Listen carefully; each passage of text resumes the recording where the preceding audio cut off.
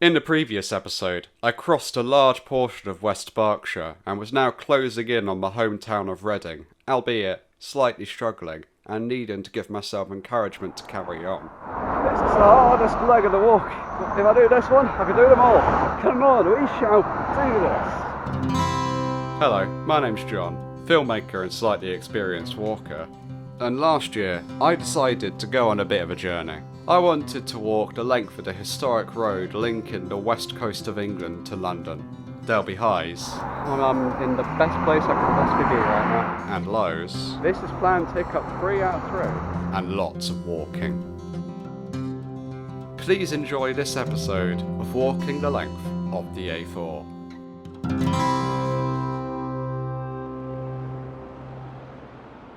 Not too much further from where I chronologically finished the previous episode, I came up to a very significant part of the walk. Now, why is this spot so big, you may ask? Well, do you remember all the way back on the day 3 when I just exited Bath, and also on day 2 when I was entering Keynsham, I said planned hiccup. And I said it was planned hiccup 1 out of 3 and 2 out of 3. This is planned hiccup 3 out of 3. To give a quick reminder of what a planned hiccup is, it's a stretch of the A4 where, while technically not illegal to walk, it is incredibly dangerous and not at all designed for pedestrians like myself. However, instead of getting a ride to where the A4 becomes safe to walk again, I walk the best alternative route and get back on the proper road as soon as possible. In Bath Easton, that plan worked wonders. In Keynsham, not so much. It took me I'd say about an hour. It's been about an hour and a half since I was at the Keynsham bypass roundabout. But here at Thiel, where the A4 crosses the M4 at the southwesternmost point of Reading, I had a plan. There's a bug on the camera, by the way. Follow the green, onto Church Street, and finally the Thiel High Street, leading to a footpath which crosses the M4 and drops me back at the A4 less than 1.5 miles later. Okay, so my voiceover self would have said the route I'll be taking, so we'll be following it right now until we join back up with the A4. So that's it. We've followed the entire length of the A4 since Bath Easton, or just after Bath Easton. You know, that's quite good. And because this is planned hiccup 3 out of 3, there will not be another one. So even better. We don't have to have any more planned hiccups. The only things that can go wrong now have not been planned, which I think kind of goes against the whole nature of it. Remember those words. They'll come back to haunt me later in the series. For now though, we continue walking through Thiel. It's so crazy that I walked from the west coast basically, and now I'm somewhere I know. Like that road down there, one of my walks involved it.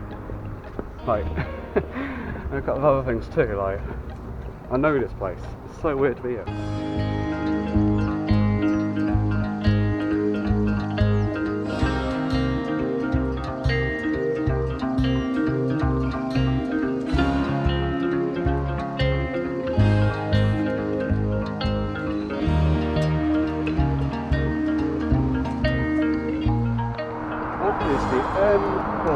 Crossing over.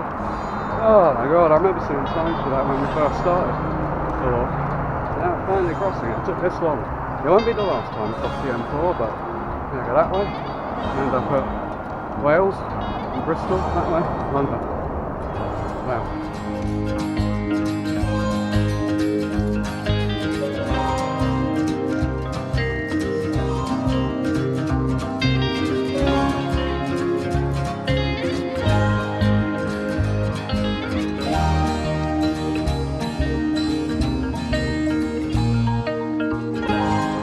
Alright, we're back on the A4 and we're in Reading. Well, technically not Reading, but I'm thinking of making a whole video on what Reading actually is, like where it is, but that according to my definition, this is Reading. And we're in it. We're back on the A4. Still got a little bit to go today. Probably another 2 hours to where I want to end up. You'll know where. So yeah, I'll let you know when we're a bit closer.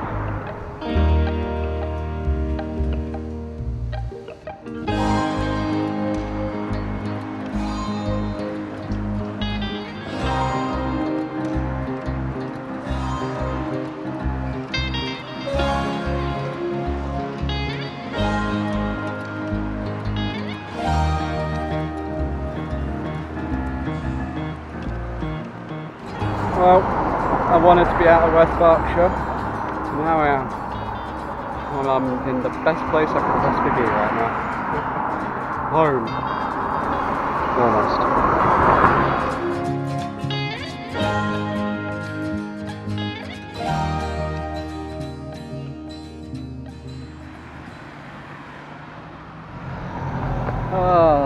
I'm starting to get a bit like I was at Haugen, like taking a rest every time I can.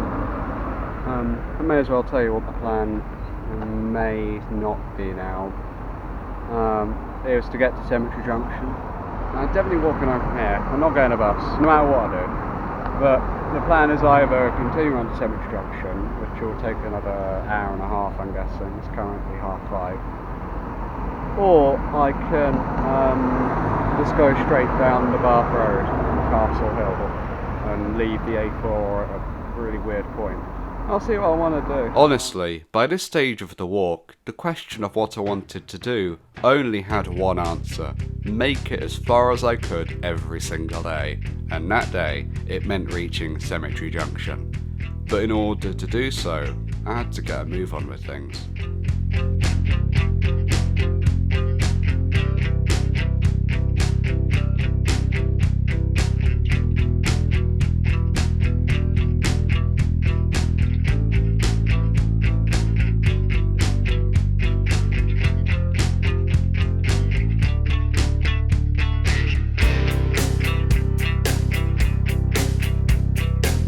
This is where the A4 goes slightly weird. Instead of carrying on down that road, it turns right onto Berkeley Avenue. Again, I'm thinking of making a whole video on that because it's just such a weird thing about the A4. Anyway, if I'm doing this, it looks like I'm going to Cemetery Junction. So, yeah.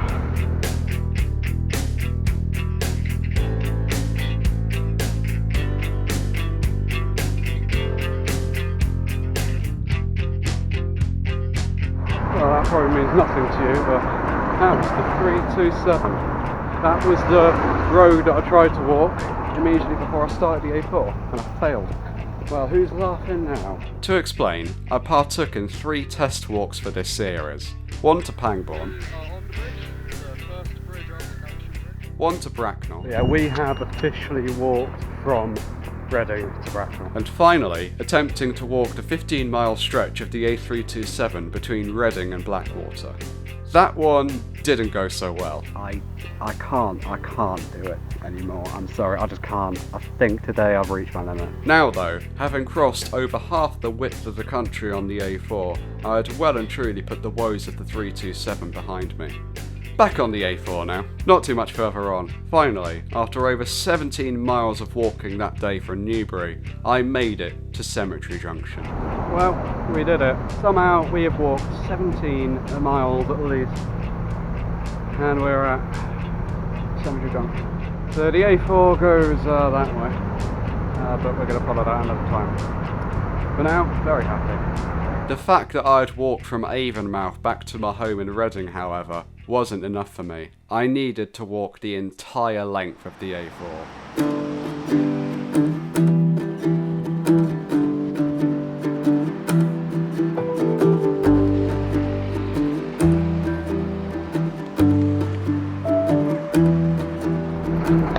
Alright, I'm back where I was about 2 weeks ago. So plan for today, 15 miles, Taplow Station, just past Maidenhead. Key moments of today is we'll cross 100 miles, and we'll only have 2 legs to go. But first things first, we need to get out of Reading.